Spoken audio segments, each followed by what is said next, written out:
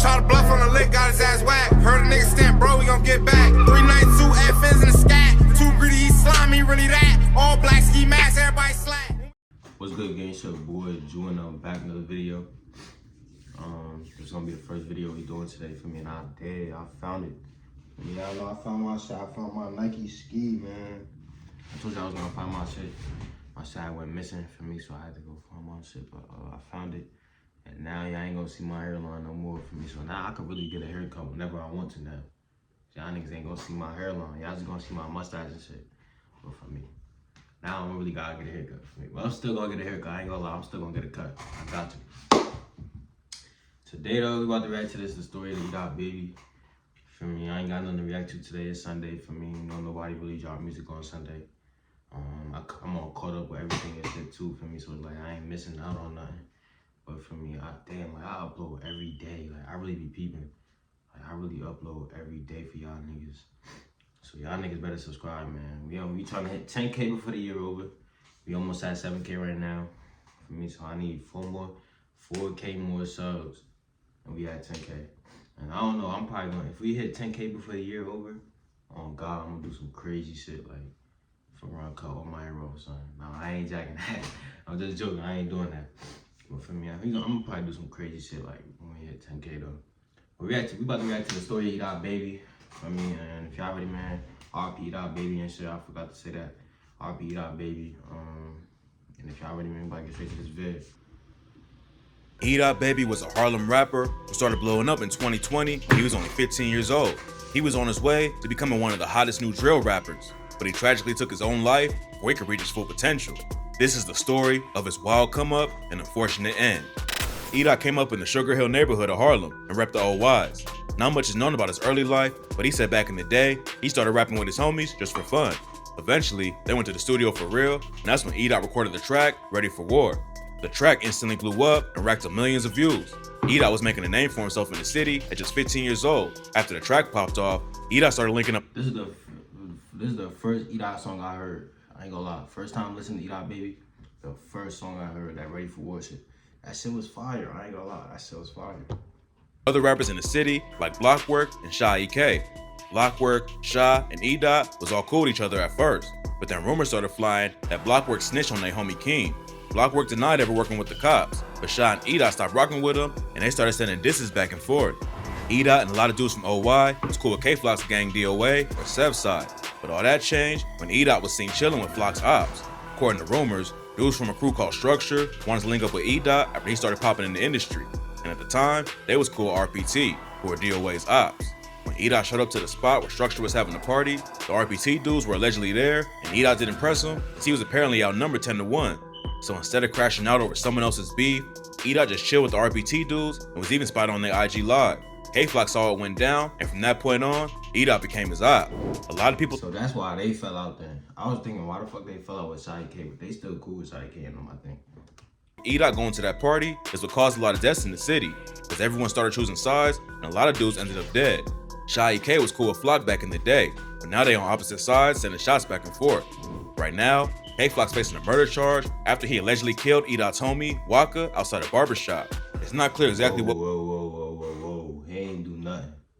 That man Flock is innocent. That nigga ain't do nothing. So don't go assuming from me he innocent. He ain't do from me, he innocent. That's it. Down, but surveillance footage shows Flock walking by a barbershop, then Waka. This man got the evidence up there, everything. He He on straight squad, we talking. Out and started walking towards him. The actual shooting wasn't caught on camera, but Waka ended up dead and Flock caught the murder charge. Before he got locked up, K-Flock was one of the hottest new rappers in the city. He sent shots at Edot on tracks like Clickin', where he said, "Why these actors? I shoot like the Raptors. Gang in the back and they blitz like the Packers. You don't shoot like Kobe, you play for the Lakers." Edot clapped back on the track Geek and rapped, like, "No, I don't play for the Lakers, like, I'm a gangster taking them risks. Sev Side K, all that shit to my." A lot of people think the situation between DOA and the OYs just got out of control when it could have been handled a different way. But rumors say nobody wanted to check Edot for smoking with that Bobo Montclair he got on his pocket. I ain't gonna lie, I remember this song. I was playing this shit on this when it was unreleased before it even dropped. This was my favorite Edot song, no cap. Ops because he was the one bringing in money for the crew. Now that Flock allegedly took out Waka, there's pretty much no chance the beef gets squashed. K-Flock started Yo, he ain't do nothing, bro. That man Edot said. Don't believe what y'all hearing. That man Edot said. hard, throwing shots at OY and Sugar Hill on tracks like Power. He said, scream OY, oh what, get boom. EBK, DOA, get in tune. And ran through the hill like, what y'all wanna do? He called Edot out by name on the track, Is You Ready? Rapping, Edot baby, that kid ain't on nothing. On J Rip, I had most of them ducking. OY was clapping right back though.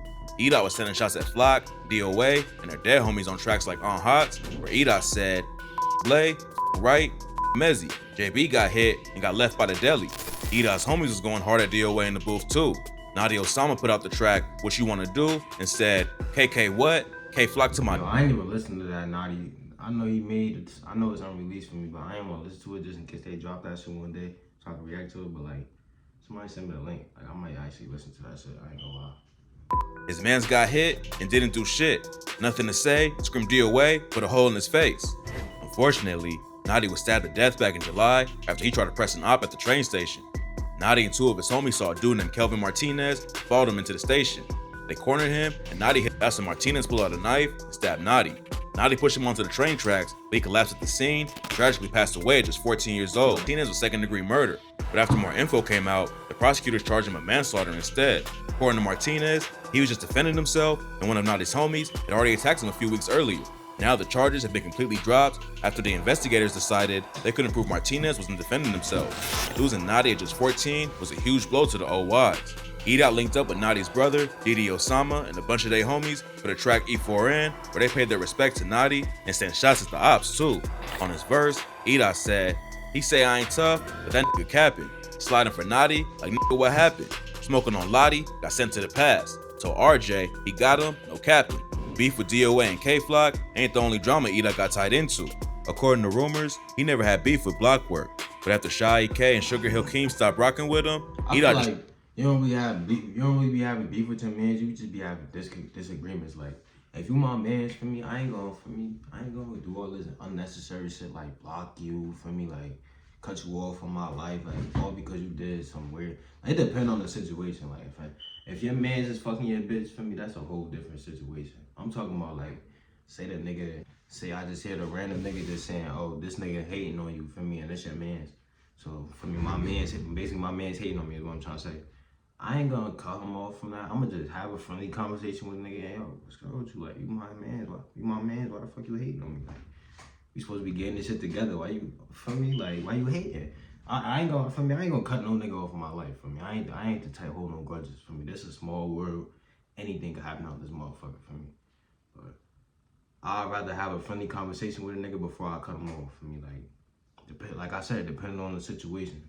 That's just me. With them, even before the snitching allegations, there was already static with Shaw and Blockwork. They linked up for the track D&D, which popped off and racked up over 8 million views. It's not clear how much money the track brought in, but Shaw allegedly never paid Blockwork, and that's where the issue started. Edot was making a lot of noise in the streets, but he kept it. That's where a lot of beef start. I feel like features, like a nigga really start beef with you for me just because you're doing a feature with another nigga. For me, that's really how I feel like a lot of beef everywhere it start over music, like straight, it's just features. It's always about features. In the rap game too. He dropped his debut album earlier this year and was starting to work with bigger artists. Think of the many niggas that got bad because they couldn't get a feature with a nigga. So they got bad and start bringing shit on the internet. For me, like, little shit like that. Baby, BGF Nook. He talks about wanting to branch out of drill and start building a more mainstream audience too. This and Ops and talking about nothing but violence can get you a buzz in the streets, but it's hard to take us to the next level if you don't switch it up. Edot said his main focus was just writing the best bars possible, and it seemed like he was getting ready to make the jump out of drill music. The last song he released was a track called Reminiscent. He still sent shots at his ops, but a lot of the bars were about the pain he felt coming up in the streets. He said, there was a time I get in my feelings and start writing rhymes, go dumb with a deuce or a nine. Every day, I just think back and want to... I don't know what the fucking is weed. This shit might be, what's that shit? Like indica, sativa, or like hybrid, or whatever that shit is. Whatever one of the shit gets you tired. This shit getting me tired as hell. Like, I want to put this shit down. And from the heart, miss that pain. They ain't with you, just stay cause your name. Since like 12, I was putting in pain. I lost bro, they had that rain. Let it rain, it's gonna pour. Dead bodies I see on the floor. Edot had the talent and skills to make it out of the streets with his music, but before he had a chance to reach his full potential, he tragically took his own life. On November 3rd, Edot allegedly shot himself and was pronounced dead at a local hospital. Fans and people who knew him were shocked by the news. Rumors were flying that he was about to sign a major label deal and finally make it out of the streets. But now, And to all your niggas that keep saying I look like him still, like, I ain't gonna lie. Suck. Bye. Dick. What you talk about? will never get the chance to. After the news broke, Blockwork hopped on IG and let everyone know that even though they weren't on good terms when he died, he still had love for Edot. He wrote, "I'm not with none of the clout, this was actually my mud. Let EK put an image in his head and got you to stop fucking with me. Everything for Dot, PGF Nook, Sha EK, Didi Osama, and a lot of other homies showed love for Edot on social media, and it's clear that his death is having a major impact on everyone who knew him. A lot of these dudes grew up around violence in the streets, but losing a friend to suicide, a totally different kind of pain. Edot was only 15 years old when he broke out with Ready for War. Look, Suicide really crazy. I just still can't believe that shit. was gonna take over the game, even though he was just a kid. And over the next couple of years, he proved that he had real skills in the booth that could take him way further than drill. But the pain he was dealing with was just too much to take. And unfortunately, he didn't get the help he needed before it was too late. Rest in peace to Edot. If you or anyone you know is struggling with suicidal thoughts, you can reach out to the Suicide and Crisis Lifeline by calling. Reach out to me for me. I'm a therapist. You know, all my subscribers, I'm y'all therapist for me. But that's in this video. RP baby. If you still watching the video, stay tuned for me. I got some more videos on the way. My Instagram, Dior Jew. My Snapchat, YWJu1. My Onlyfans, my shit free for me at Dior Jew. And I'll see y'all next video. Stay tuned. I mean, we not done. Make sure you follow me on Instagram too. I need 4K. Fast way gang.